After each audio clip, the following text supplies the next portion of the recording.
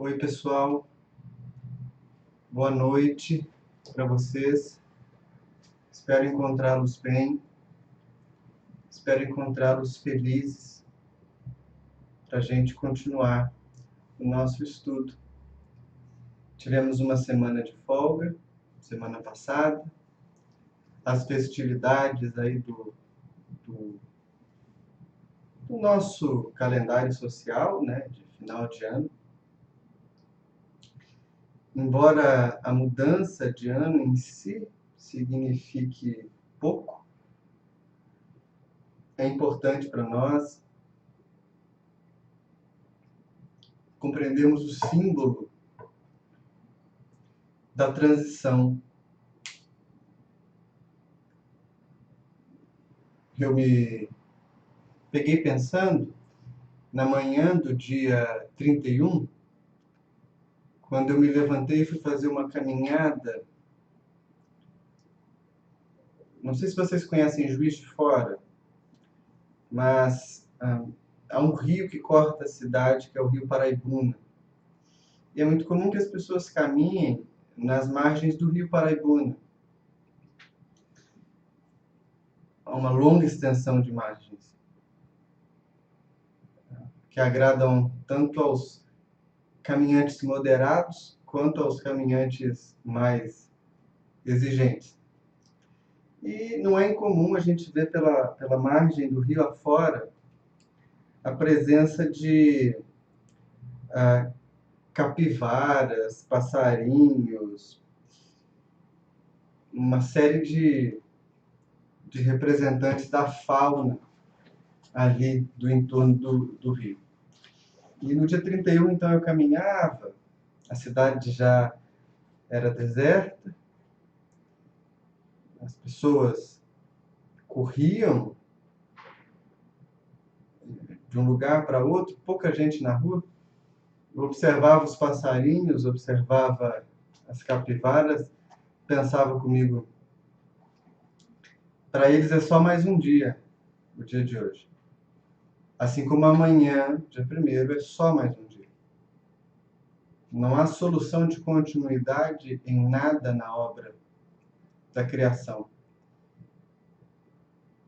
Mas para nós é importante colocar demarcadores, porque eles funcionam como uma espécie de, ao mesmo tempo, alívio e reforço psicológico. É como se a gente dissesse que as experiências ruins, as provas, as dores, que aquilo que a gente viveu e não quer mais,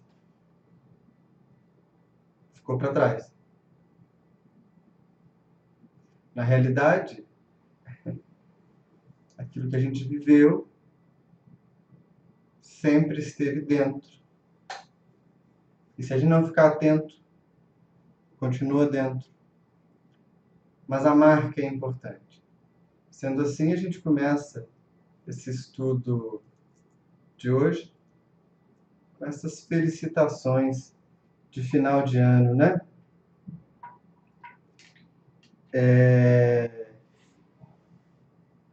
Que esse início de ano seja virtuoso, nós possamos encontrar a felicidade, as causas da felicidade, saibamos reconhecer o amor nas pessoas, valorizar o amor nas pessoas, saibamos experienciar a nossa natureza de maneira honesta, enfim, são todos os votos que eu partilho com vocês nessa noite, né? No nosso último encontro, nós começamos o capítulo, vamos recordar o número do capítulo, 22, que era o capítulo sobre os médiuns. Se lembram?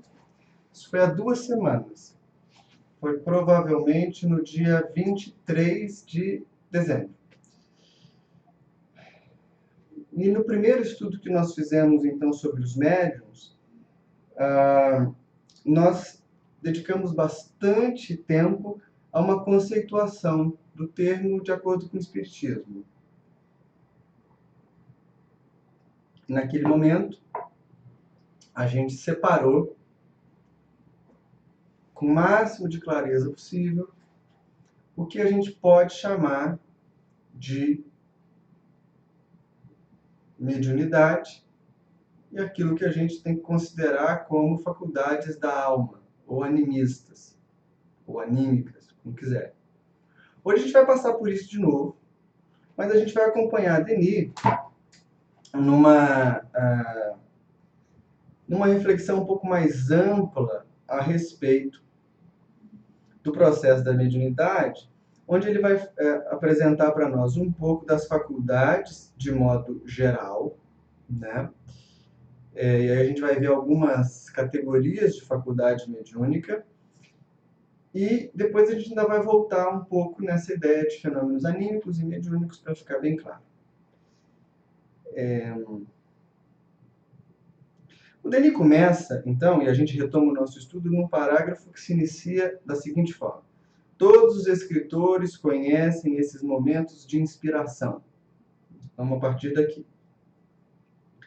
O Denis começa agora a fazer uma análise para nós da mediunidade na rotina das pessoas. E ele primeiro vai falar desses escritores, ou desses homens de ciência, ou desses sábios, que em algum momento tiveram a intuição da grande obra, ou tiveram uma ideia inspirada por um sonho, ou tiveram um pensamento que surge na cabeça, aparentemente de lugar algum. Esse indivíduo, ele entra na categoria, perdão, a palavra embolou, ele entra na categoria do que o Denis está chamando para nós de inspiração dos espíritos. E a história nossa, para a gente ser bem resumido, tá? A história nossa do Ocidente, ou seja, a história nossa da Europa e da América, está recheada de casos de cientistas, filósofos, literatos que vão afirmar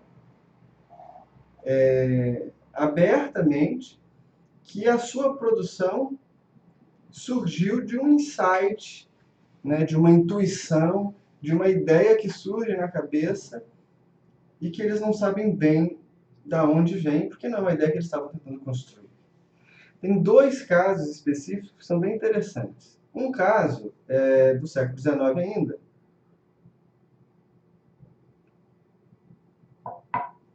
e aconteceu nos Estados Unidos.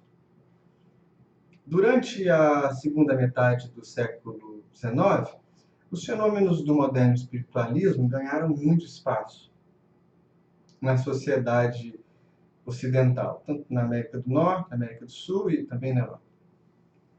Mas junto com esse movimento, tinha outro que foi inclusive o pivô da Guerra de Secessão, da Guerra Civil, a maior guerra civil lá dos Estados Unidos, que era a escravidão.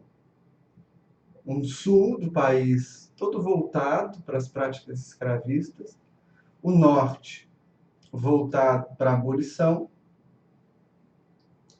e isso vai acabar terminando numa guerra, que é a Guerra de Secessão. Durante a guerra, havia também uma disputa ideológica a respeito de qual deveria ser o projeto de nação dos Estados Unidos. Seria uma nação escravocrata ou seria uma nação de homens livres? E nesse contexto surgiu um livro que tem um papel grande na formação de uma mentalidade americana livre, que é o livro chamado A Cabana do Pai Tomás. Esse livro, que foi escrito por uma mulher chamada Henriette Stowe,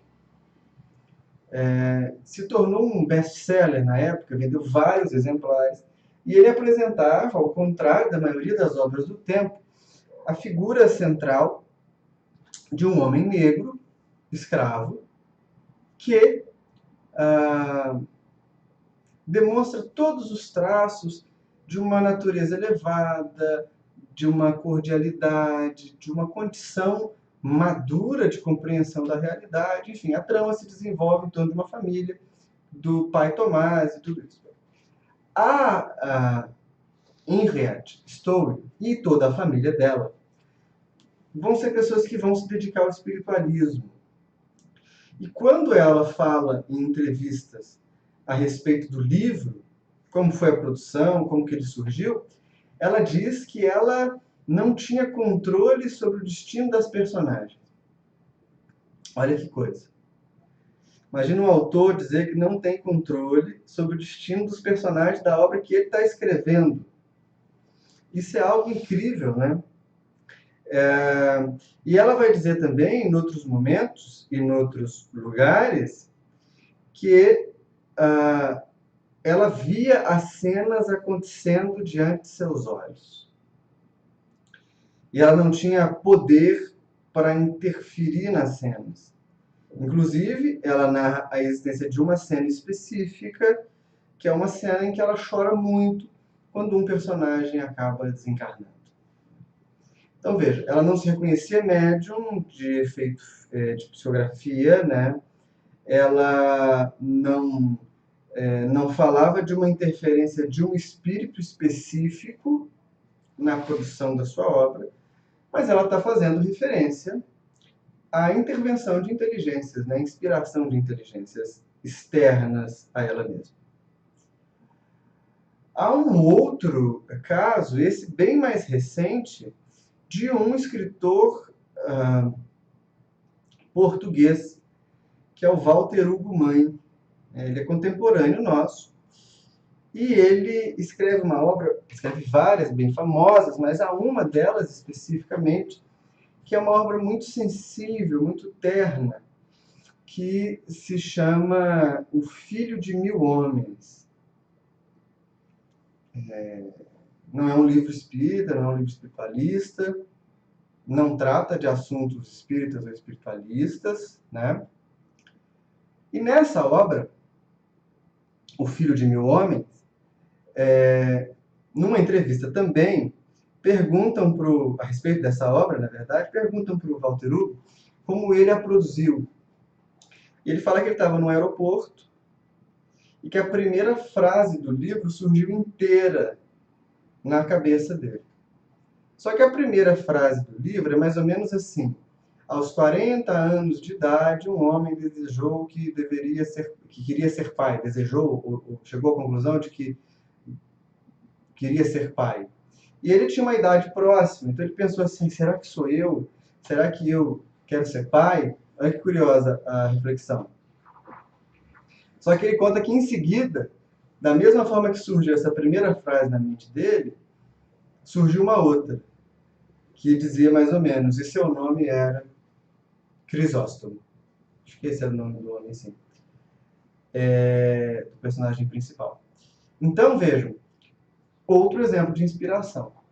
Não há uma intervenção direta dos espíritos que é percebida pela psicografia, pela psicofonia, ou por algum outro tipo de mediunidade mais gritante, né? Intuição. E sobre esse aspecto, nós temos o mundo inteiro cercado de processos intuitivos. O professor, que toma uma postura diferente em sala, o líder que está responsável por governar, o artista, vários artistas falam, né, que se sentem inspirados ao produzirem suas obras de arte. Inclusive, antigamente, era muito comum que quando um poeta começasse as suas obras, ele pedisse a proteção das ninfas, que eram criaturas mágicas responsáveis por inspirá-los. E essas criaturas nada mais eram, né, pela ótica espírita, do que espíritos. Então existe primeiro essa mediunidade genérica. Mas quando a gente vai especificar um pouco mais, a gente vai perceber que existe também uma mediunidade objetiva. Ou seja, aquela mediunidade que se manifesta a partir de algumas portas concretas da percepção. É importante a gente dizer isso, talvez eu possa estar chovendo no molhado para a maioria de vocês que estão assistindo, Mas é importante a gente dizer uma coisa. Médium não é tudo igual. Nem todo médium tem as mesmas percepções. Você pode ter dois médiums na sala, e aqui eu estou me referindo a dois médiums sérios. Tá? Os dois médiums podem se concentrar para captar o ambiente espiritual ali ao redor, e ainda assim, os dois terem percepções distintas. Percepções que se apontam na mesma direção, mas não são idênticas. E ainda assim, né, o modo pelo qual o mundo dos espíritos se comunica com o nosso é um modo que tem especificidades. Então, o Denis começa falando para nós dos tipos de fenômenos, né? Então, a gente tem primeiro os fenômenos que ele vai chamar aqui no texto das pancadas, que são os fenômenos mais rudimentares da comunicação espírita. Esses médios são chamados médios de efeitos físicos. Eles doam fluido, doam ectoplasma, uma espécie de energia, uma espécie de substância, que ainda não foi muito bem estudada pelo Espiritismo, né? Poderia ter sido mais. E a partir da mobilização dessa substância, os espíritos são capazes de mover objetos, de produzir pancadas, de produzir levitação de mesas e coisas assim. Né? Esse fenômeno, para o Espiritismo, é o menos útil. Por quê? Porque ele tem mais chance de ser falsificado, tem mais chance de ser fraudado. Ainda mais hoje que a gente tem cada vez mais métodos intricados, né, elaborados de tecnologia e tal. Então, eles são procedimentos muito fáceis de serem imitados. E quando comunicam mensagens, quando comunicam instruções, eles são muito demorados. Imagina o espírito ter que soletrar letra por letra. Então não existe muito mais hoje esse tipo de fenômeno. Ainda existem em alguns lugares, mas são raros, né? A gente poderia aqui discutir os motivos do fim desses fenômenos. E é uma discussão longa. Algumas pessoas vão dizer que não precisa mais, que o tempo foi vencido. Não sei se é bem isso. Mas o fato é que a gente tem poucos núcleos de fenômenos de efeitos físicos. Eles costumam aparecer mais quando a gente ouve histórias de casas mal assombradas, poltergeist, todas essas coisas que a imprensa adora noticiar. Né? Depois o Denis vai falar das pessoas, que aqui ele usa uma expressão interessante, que é o sono magnético. Né? Os médiuns que entram em sono magnético, ou seja, entram em transe, e a partir do transe, eles deixam que os espíritos usem seu corpo para falar, para gesticular, para se movimentar. Ele está fazendo referência aqui à faculdade da psicofonia, como a gente fala mais tecnicamente no Espiritismo, ou, né, no linguajar mais vulgar, ele está falando da incorporação, que é o processo pelo qual o médium, fazendo o transe, deixa que o espírito fale através dele. E esse é um procedimento muito comum, na verdade ele é o mais comum que a gente tem. Do ponto de vista do Espiritismo, não é o mais eficaz para produzir conhecimento, não.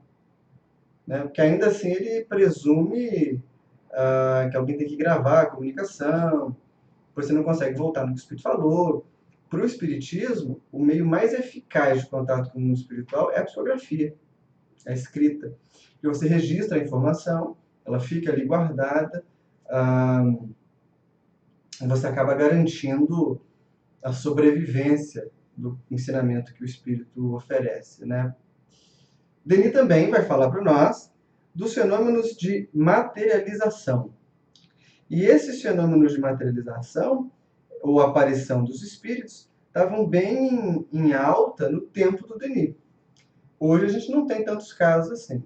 Eu pude participar alguns meses, um mês e pouco, de uma reunião de materializações que aconteceu em Salvador, mais ou menos umas 30 pessoas,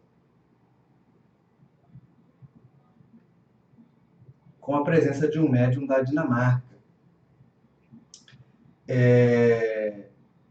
Os fenômenos são incríveis, incríveis. Foi feita toda uma checagem, se em torno da segurança do lugar, se não havia fraude dos objetos. O médium estava preso à cadeira, então muito dificilmente ele conseguiria se levantar. Enfim, havia uma série de questões que garantiam a idoneidade do procedimento.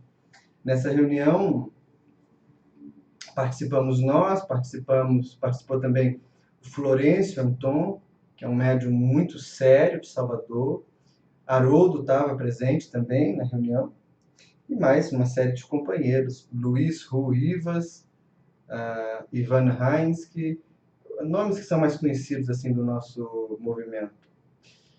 Foi uma reunião fantástica, mas também é um outro tipo de fenômeno que está em desuso, né?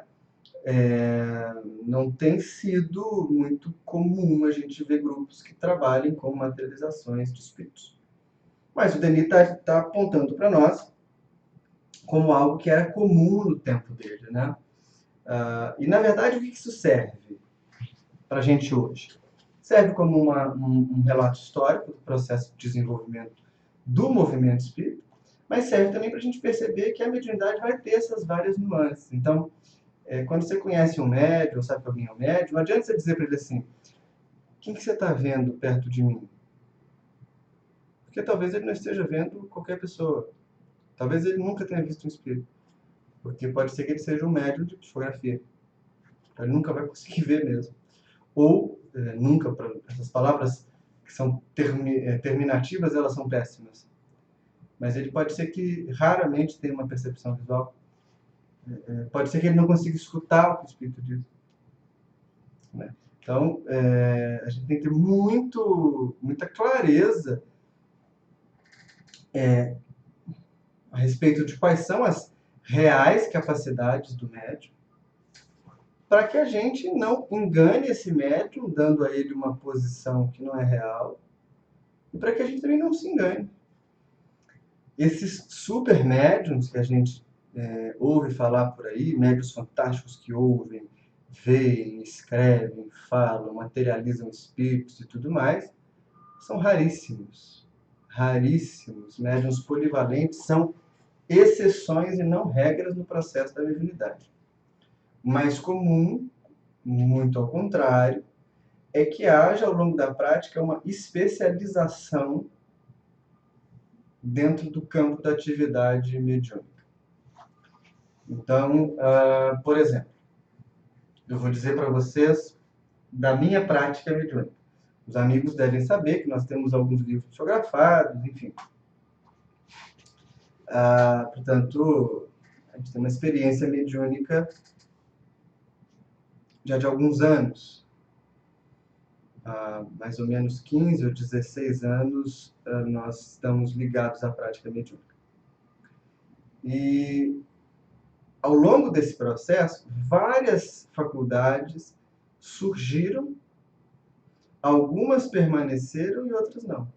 Nós já passamos por experimentos de efeito físico, por experimentos de psicometria, que é a capacidade, né, é uma faculdade mais anímica do que mediúnica, de identificar uma espécie de memória material dos objetos.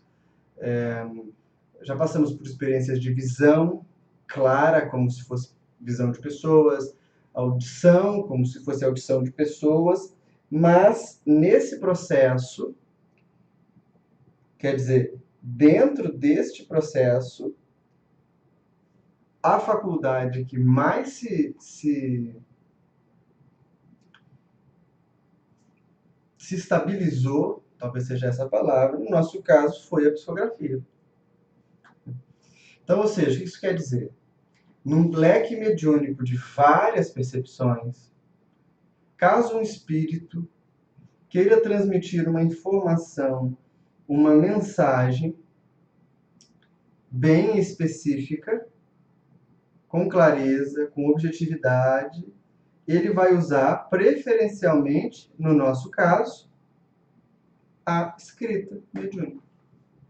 Depois da escrita, qual é a faculdade que ele vai usar, no nosso caso, que é mais pertinente? A psicofonia, que é a fala, a incorporação. E isso vai acontecer com cada médium de uma forma diferente. O Florencio Anton, que é o médium que eu citei há pouco, tem uma habilidade mediúnica raríssima e muito mais rara quando tem qualidade, que é o caso dele, que é a faculdade da pintura mediúnica, ou, no nome mais técnico, psicopictografia. Espíritos de pintores mortos, desencarnados, se utilizam do Florencio para pintar quadros, fazer esculturas, um trabalho formidável. Se vocês não conhecem o trabalho do Florencio Anton, vale a pena conhecer, tem muita qualidade. Florencio é um médium fantástico, que tem várias aptidões mediúnicas, várias, mas quando a gente pensa no campo do trabalho específico, a faculdade mais bem adaptada é a da pintura mediúnica, o que permite, por exemplo, que ele saia do Brasil, vá fazer uma sessão de pintura na Noruega, ou sei lá, na Espanha, e chegando lá ele consiga captar e pintar sobre a influência de um pintor local daquela região que ninguém conhecia, a não ser quem morasse ali, né? Então, essas especificidades da mediunidade são muito, muito importantes da gente analisar e compreender. Nem todo médium é igual. Nem toda mediunidade é igual. E mais, nem todos os grandes médiums são reais. Ok? Vou responder algumas perguntas antes de seguir adiante. Eu vi uma aqui em cima. A Marlene Coco pergunta: o que faço para me livrar, destruir minha mediunidade? Não é possível, Marlene, fazer isso. Segundo o Espiritismo, o que pode acontecer é que alguma coisa impeça a prática ou a vivência mediúnica. Mas a mediunidade ela é uma faculdade que tem raiz biológica. Então, ela não está radicada num campo psíquico abstrato, ela tem matrizes orgânicas. E dessa maneira, é como se fosse uma aptidão física. Você não consegue deixar de ter. O que não significa que você tenha que trabalhar em reunião mediúnica, isso é outra coisa. O que você tem que desenvolver, isso era muito comum antigamente, né? Os médiuns mais antigos diziam assim: se você não desenvolver a sua mediunidade, você vai ter problemas, ou você vai ter... seus caminhos não vão se abrir, enfim. Não, isso é mais uma coisa de crendice do que de realidade. O fato é que você precisa dar caminho para essa energia. Como você precisa dar caminho para qualquer coisa, né? Tudo aquilo que você tem em excesso e que forma algum tipo de quantum psíquico capaz de te gerar desconforto, você precisa extravasar. É por isso que as pessoas estressadas são aconselhadas a fazer atividade física, né? Isso gera bem-estar, meditação, ou seja, coisas do gênero. A mediunidade é a mesma coisa, você precisa dar um caminho para ela. Só que não precisa ser necessariamente na reunião mediúnica. Você pode fazer isso trabalhando em outras atividades da casa espírita sem o menor problema e ficando atenta à inspiração dos espíritos. O Wilson Roberto da Silva me pergunta se essa sessão de materializações ficou registrada em vídeos ou não foi possível filmar. Não filmamos, Wilson, por uma questão, na verdade, creio eu, mais de despreparo nosso do que por oposição à filmagem. Sabe por quê? Porque não pode ter claridade na sessão de materialização. A materialização se produz a partir do ectoplasma. O ectoplasma não se descola do médium se há luz. Então, para vocês terem uma ideia, nós fazíamos a sessão numa sala em que havia um LED bem pequeno num canto da parede, junto ao ar-condicionado. Nós tentamos cobrir o LED com fita isolante para que a claridade dele não fosse total, mas ainda assim era possível ver aquela luz e ela tinha uma pequena irradiação. E enquanto a gente não desligou o ar-condicionado, portanto desligou o LED, os fenômenos foram bem menos intensos do que como foram depois que a gente desligou o ar-condicionado portanto, o LED. E por que eu digo que é uma questão de despreparo? Porque a gente precisaria ter uma câmera infravermelha. E a gente não tinha. Mas não há nenhuma questão técnica que impeça essas sessões de serem filmadas. Inclusive, imagino que existam filmagens sobre isso mundo afora. Né? Ele continua dizendo assim, ó. Eu vou ler um parágrafo e a gente continua. Erradamente se consideraria a faculdade mediúnica como privilégio ou favor. Cada um de nós, já o dissemos, traz em si os rudimentos de uma mediunidade que se pode desenvolver exercitando-a. A vontade, nisso como em tantas outras coisas, desempenha um papel considerável. As aptidões de certos médiuns célebres explicam-se pela natureza particularmente maleável, elástica de seu organismo fluídico, que assim se presta admiravelmente à ação dos espíritos. Aqui a gente precisa novamente voltar naquele problema da conceituação de mediunidade que a gente já tinha feito, que é o seguinte, vamos lembrar, quando a gente está falando de desenvolvimento, a gente fala de desenvolvimento de aptidões anímicas. Porque a mediunidade em si, ela sempre guarda o seu componente espontâneo. Então vamos entender isso aí. Primeira coisa, as pessoas dizem que ser médium, ou pensam por aí,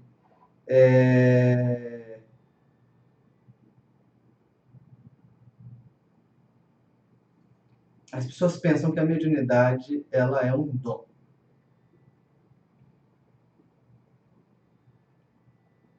Quem é médium já deve ter ouvido alguém dizer assim, ai, como eu queria ser médium. Eu acho tão bonito poder ter contato com os espíritos e tal. Não. Mediunidade não é dom. Na verdade, na maioria das vezes, ela significa uma possibilidade do indivíduo espiar coisas, corrigir caminhos.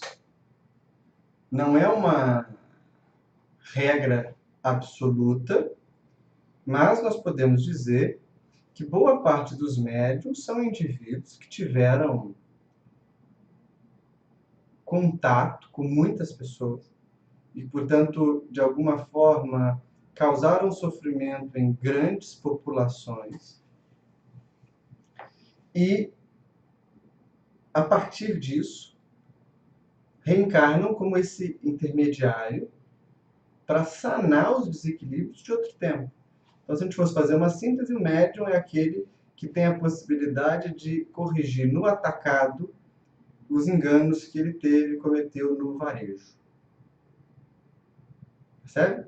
Então, mediunidade não é dom, não é presente, não é vantagem. Não. Ela só diz respeito de uma forma de trajetória espiritual dos indivíduos, quase sempre marcado por erros e falhas terríveis em experiências passadas de poder e de autoridade. Bem, a partir daí, a gente vai ver que a intensidade da percepção mediúnica varia demais entre um indivíduo e outro, né? A intensidade é que vai fazer com que alguns indivíduos sejam médiuns intuitivos e outros sejam médiuns ostensivos, como se diz. O que é válido e bom que a gente saiba? Pelas práticas espirituais, iniciáticas de várias escolas ao longo de muito tempo, é possível você desenvolver algumas aptidões anímicas, que dizem respeito ao espírito encarnado que percebe o mundo espiritual por janelas mais amplas e vastas. Mas a mediunidade em si, que é o intercâmbio, ou seja, um espírito vem, se aproxima do psiquismo do médium, cria nesse psiquismo, organiza nesse psiquismo e transmite mensagem a partir desse psiquismo, isso não se desenvolve. Você pode educar essa prática, você pode aperfeiçoar a prática como qualquer atividade humana, mas você não cria ela em quem não tem. Algumas casas espíritas dizem assim: nós temos um curso de médiuns, uma escola de formação de médiuns. E isso não existe. Na verdade, nada disso existe. O que pode acontecer se o indivíduo já tem os rudimentos da faculdade mediúnica, ele desenvolve, ele mostra, ele traz à tona esses rudimentos. Mas se ele não os tem, ele pode fazer curso de média a vida inteira, que ele não vai produzir fenômeno. E isso tem que estar claro para nós, sabe? Isso realmente tem que estar claro para nós. Porque se não tiver, a gente começa a confundir um monte de coisas com a mediunidade. A gente começa a confundir desequilíbrio emocional, transtorno mental. A gente começa a confundir vários estados de mente, que são estados de mente tristes, que são estados de mente, às vezes, infelizes. Com mediunidade, não tem nada a ver com interferência do mundo dos espíritos. Tem muito mais a ver com a nossa própria forma de encarar a realidade, né? Então, assim, é claro que todos temos rudimentos dessas faculdades, mas só vai se tornar um médium de fato, que vai trabalhar com isso, aquele ou aquela que traz esse compromisso na sua trajetória. Por fim, o Denis, ele faz uma relação bem interessante. Ele fala dos grandes missionários que vieram como iniciantes de religiões, de filosofias, e ele faz essa vinculação à prática da mediunidade, como se eles fossem médiums. Na verdade, alguns eram, outros não. Jesus era médium para que espírito? Esse é um dilema que Kardec tenta responder lá na Gênesis. E ele encontra uma saída metafórica, né, não concreta. Agora, Jesus tinha domínio sobre esse mundo, portanto, ele, enquanto espírito que habitava um corpo, praticamente conhecia todos os códigos da Matrix, se a gente pode dizer assim. Mas, independente das faculdades serem anímicas ou serem mediúnicas, independente da influência ostensiva ou não dos espíritos, o que tudo isso resolve ou aponta para nós a partir de uma ótica global, ampla? Isso mostra para nós de uma solidariedade universal. E aqui há algo muito importante ser visto, né? Ou seja, a eterna solidariedade entre mundos. O mundo da matéria densa, que é esse que a gente vive e habita. O mundo dos espíritos, que é um mundo um pouco mais sutil. As emanações do pensamento de Deus, né, o pulsar da vida. Tudo isso funciona não de maneira separada. Nós colocamos mais barreiras do que pontes nas coisas. Não é assim? Nós costumamos dizer que o mundo humano é separado do mundo dos espíritos. Nós costumamos dizer que a pessoa depois que morre, isso a gente não diz, né? Mas a gente acaba pensando que a pessoa depois que morre, ela muda o comportamento, vira um santo, vira um anjo. Não. Nós somos uma imensa lixa circular, na falta de uma expressão melhor, de uma imagem melhor. Nós somos uma imensa lixa, né, circular, que vamos burilando uns aos outros. A humanidade, e aqui a gente pode dizer humanidade terrestre e humanidade espiritual, compondo um único coletivo. E essa alegoria que eu vou usar agora, você pode aplicar ela, inclusive, para a tua casa espírita ou para o seu lugar de trabalho, se você quiser. Mas a humanidade, esse coletivo de seres, é como se fosse uma lata bem grande, onde são colocadas dentro delas pedras pontudas. E a lata é chacoalhada. Aos poucos, as pedras atritando umas com as outras, vão perdendo as pontas. E essas que perdem as pontas primeiro, param de machucar as outras pedras, né? E param também de ser machucadas. Então, esse seria o processo evolutivo. De modo que, nesse atrito cósmico, os espíritos são sempre solidários uns com os outros. Consciente ou inconscientemente, voluntário ou involuntariamente. É desse atrito que surge a evolução. Então, a concepção de uma justiça, de uma misericórdia divina, que permite aos seres recomeçarem, precisa necessariamente contemplar a existência dessa conexão entre os dois planos da vida. Não é o espiritismo que cria a mediunidade. A mediunidade criada não depende do espiritismo. A mediunidade criada, não, perdão. A mediunidade existente não depende do espiritismo. Na verdade, desde que o mundo é mundo, existem relatos desse contato com o mundo invisível. É só a gente lembrar lá atrás, os primeiros estudos da nossa série sobre Egito, Grécia, Índia, os celtas, a mediunidade estava lá. E essa é uma das belezas da existência do espírito. Uma grande solidariedade. Uma imensa solidariedade que nos une a todos. Bem, eu queria voltar aqui na questão da Marlene de novo, que ela me pergunta como adquirir conhecimento para usar a mediunidade para o bem dos outros e para o bem dela própria. E depois ela faz uma afirmação aqui de que a mediunidade seria um castigo. Então, ela não é bem um castigo, mas ela pode tomar ares de castigo. Assim como quase todas as coisas que acontecem na vida. Percebe? Pode-se dizer que determinada doença é um castigo. Algumas pessoas, às vezes, dizem que a maternidade ou a paternidade, naquele momento, foram um castigo. Mas a questão em si, a doença em si, a maternidade em si, a mediunidade em si, não são castigo. A gente precisa refazer a forma através da qual a gente lida com ela. Então, para a sua primeira pergunta, onde ou como conseguir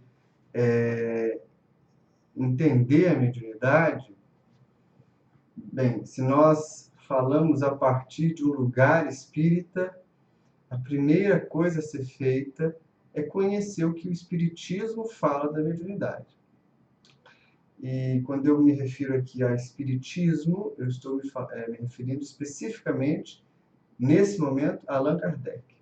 Então, a primeira coisa a ser feita por alguém que quer entender a mediunidade é ler pelo menos 2 obras. O Livro dos Espíritos e o Livro dos Médiuns. Não tem caminho sem você conhecer essas obras dentro do espiritismo. Você pode buscar uma prática mediúnica na Umbanda, por exemplo, em algumas outras religiões espiritualistas que acreditam em canalização ou coisas que valem. Mas no espiritismo você precisa conhecer o fundamento. E o fundamento é Kardec. Às vezes a gente tem dificuldade de ler sozinho, A gente tem, não teve esse hábito, né? O brasileiro médio não é um leitor voraz. Essa estatística vem mudando, a gente tem conseguido mais espaço para leitura, mas de maneira geral nós preferimos muito mais ouvir uma música ou ver um programa de TV. Por isso existem grupos de estudos nas casas espíritas. Não basta ser uma casa espírita para que, por consequência, o lugar seja sério. Há grupos espíritas que são verdadeiras fábricas de doidos. E deixa eu me explicar nessa expressão forte, né? São grupos que não conseguem inspirar o indivíduo à reflexão, não conseguem dilatar a maneira com que eles veem o mundo, não conseguem ampliar um pouco da percepção de espiritualidade, grupos muito castradores, que tentam separar o indivíduo da realidade material, que demonizam o mundo. E muitos desses grupos não entendem absolutamente nada de espiritismo, nada também de mediunidade.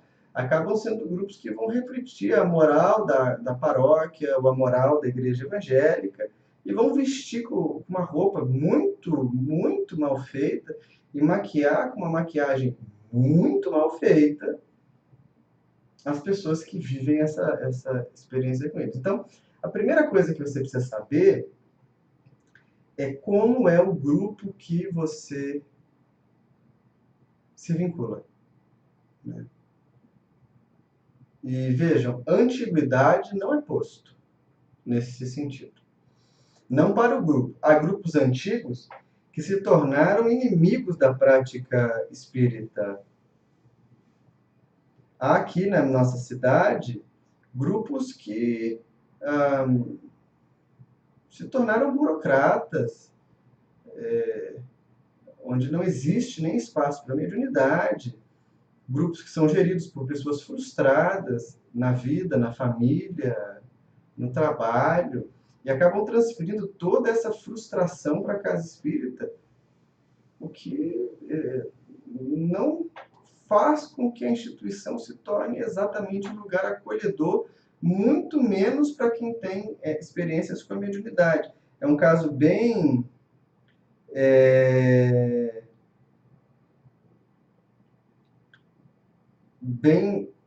claro que acontece no começo do livro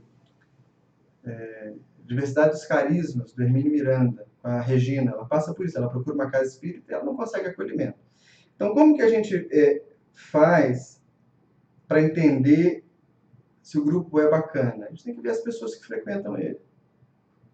Como elas se portam, como elas encaram a vida, qual que é o resultado da prática espírita na vida das pessoas. Se elas se tornaram pessoas melhores, ótimo. Aquele grupo é um grupo sério. Pessoas mais abertas, pessoas tolerantes, pessoas menos mentirosas. Bem, tudo isso é muito legal. Então, aquele grupo tem a credencial para que você o busque. Agora, se o indivíduo frequenta o lugar e ele só é um pouco mais arrogante, porque diz que sabe o que você não sabe, não vá para essa casa espírita, vá para outra. Isso não faz bem. Pelo Espiritismo, Marlene, não existe a mediunidade usada para fazer coisas más. Não, mentira, deixa eu dizer de outra forma. Não é que o Espiritismo diga que isso não exista. No Espiritismo não tem espaço para isso. A mediunidade no Espiritismo ela tem pelo menos duas funções. A primeira e maior delas, instrução. Contato com o mundo espiritual explica para nós questões que a gente talvez não entendesse tão facilmente pelas portas aqui do nosso mundo material. A segunda função da mediunidade diz respeito ao consolo.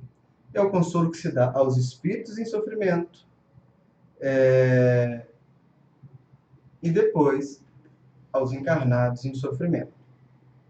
Você escreve para mim que vem de uma linhagem de médiuns que fizeram mal, usaram o dom para o mal durante muito tempo.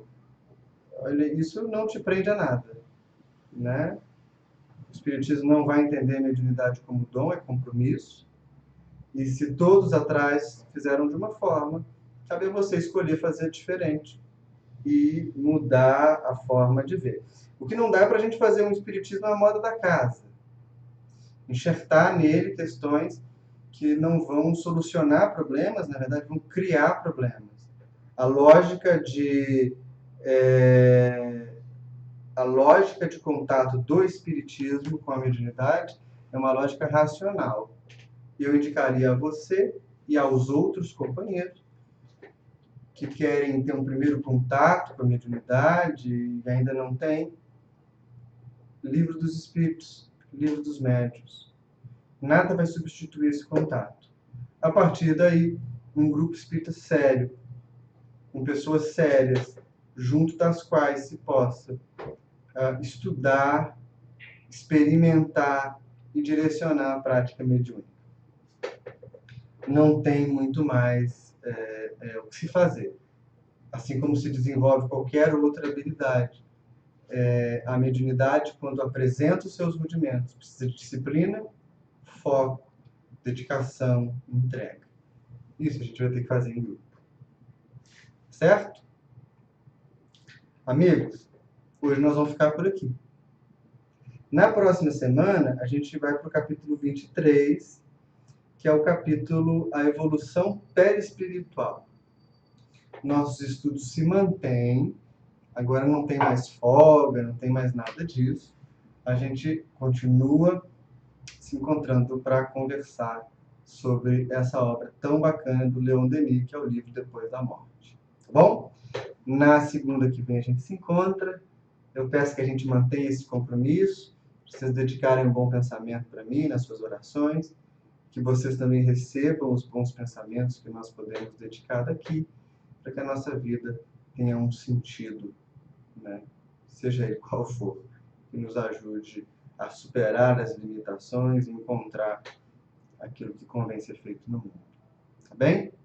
Um abraço apertado para vocês. Tudo de bom. E até a próxima segunda, se tudo correr bem, se Deus quiser.